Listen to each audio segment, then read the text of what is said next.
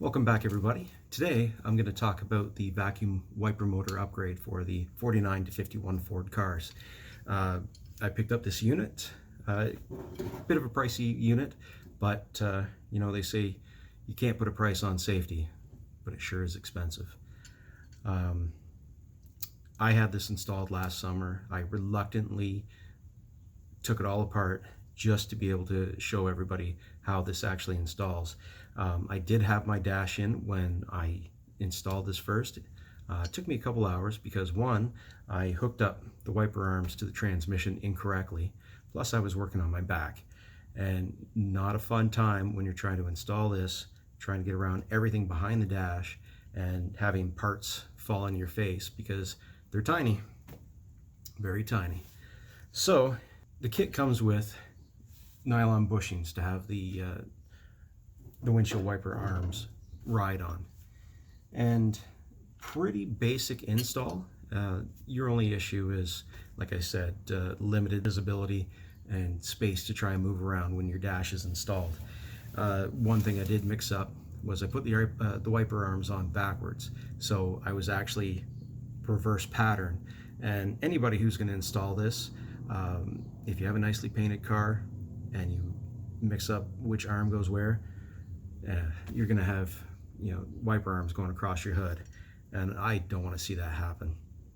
So to make sure you get it installed right, the passenger side arm goes on the driver's side of the transmission and vice versa.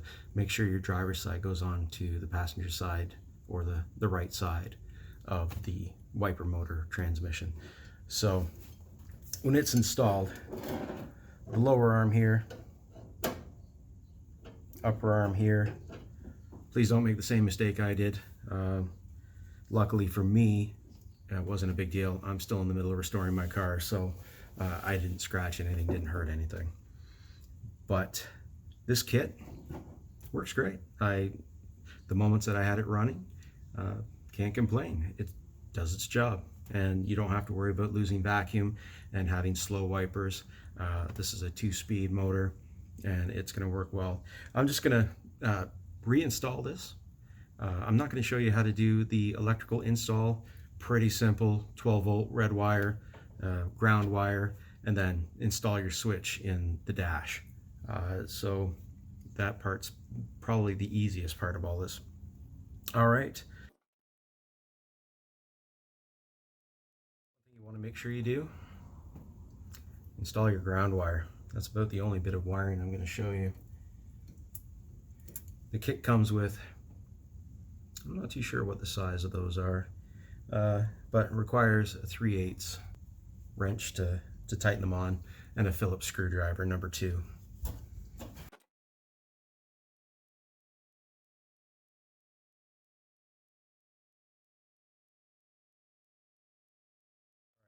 So for the most part, this hooks up into the stock locations. There's a mount here and a mount here. But the kit also comes with a bracket that basically pinches into this support frame here, just to take the extra weight of the motor.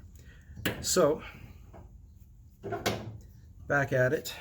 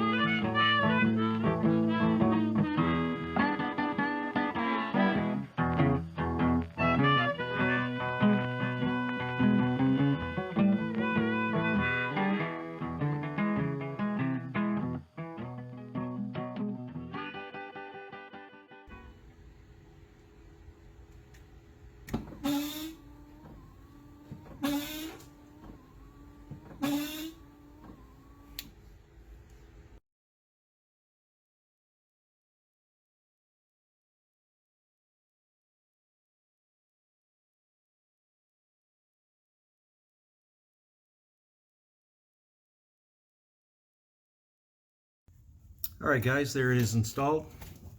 You know, even though I've taken a couple takes of removing this and putting it back in, it's still a pain in the ass to put in, even when you got the dash out. So my advice, do it right the first time, and good luck. We'll see you later. Bye.